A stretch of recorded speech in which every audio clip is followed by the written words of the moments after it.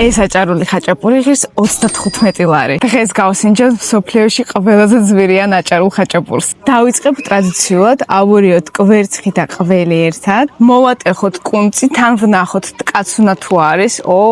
როგორც მესმის ძალიან ткаცუნა არის. აბა გავსინჯოთ.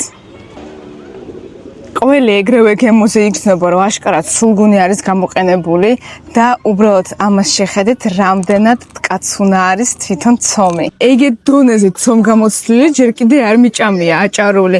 ძალიან თხელი ცომი რჩება და მარტო ყველი გამოდის. იქნა მივედით ბოლო ნაწილამდე და რა თქმა უნდა, უკვე ჩემებური მეთოდით ვკეცავთ ჩვენ აჭარულ ხაჭაპურს, ისე რომ ვერ დავკარგავთ ვერც ერთ წვეც ყველის.